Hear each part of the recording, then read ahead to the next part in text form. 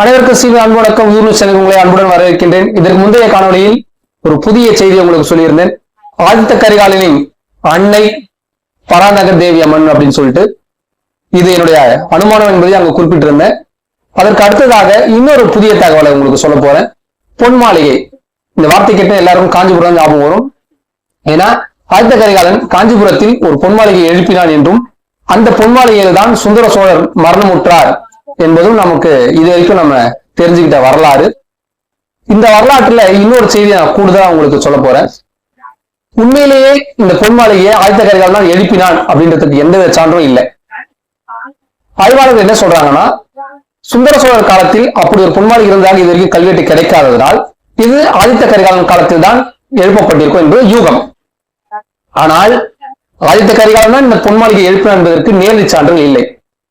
உத்தம சோழ காலத்தில் காஞ்சியில் இந்த பொன் மாளிகையில் இருந்து ஒரு ஸ்ரீமூர்த்தி வெளியிடுகிறார். அதனால் அதற்கு முந்தைய காலகட்டத்தில் ஆதித்த கரிகாலன் எழுப்பியதாக கருதப்படுகிறது. இது உத்தம சோழர் எழுப்பியதாகவும் இருக்கலாம். ஏன் உத்தம சோழருக்கு எந்தவித இன்னும் வெளிப்படையாக சொன்ன கிரெடிட்ஸும் கொடுக்க மாட்டோம்னா, அவர் ஒரு குற்றவாளியாகவே நம்ம நினைக்கிறதுனால, அவர் காலத்துல எதுவுமே நடக்கலன்றதுனால அப்படின்றது நம்மளோட யூகமா இருக்கிறதுனால அவருக்கு வர வேண்டிய எல்லா விஷயத்தையும் முன்னையும் பின்னும் தள்ளுறமே தவிர அவருக்கு எதுவுமே கொடுக்கறது இல்லை. அவர் செஞ்சிருப்பார் நான் சொல்ல வரல, அவர் செஞ்சதாகவும் தகவல் இல்லை, அதுக்கு முந்தின செஞ்சதும் தகவல் இல்லை. சரி, இதற்கும் மற்ற விஷயம் என்ன காரணம் சொல்றேன். இந்த பொன் மாளிகை துஞ்சிய சோழர் யாரு? சுந்தர சோழர். இவர் தன்னுடைய அந்திம காலத்தில் நந்திபுரத்தில் வாழ்ந்ததாக தான் சான்றுகள் கிடைக்கிறது. இவர் ஏன் காஞ்சிபுரத்திற்கு செல்ல வேண்டும்? காஞ்சிபுரத்தில் பொன் மாளிகையில் உயிர் துறக்க வேண்டும். உடனே எல்லாம் சொல்றது ஆதித்த கரிகாலன் கடம்பூர்ல இறந்துடுறான், அதனால அவன் எழுப்பிய பொன் மாளிகையில் கடைசி காலத்தில் சுந்தர சோழர் வாழ்ந்தார் அப்படின்ற ஒரு கதை சொல்லப்படுகிறது. இது வரலாறு அல்ல. பலர் கடம்பூர்ல இறந்தார்னு சொன்னதுக்கு காரணம் பொன்னியின் செல்வன் நாவல்.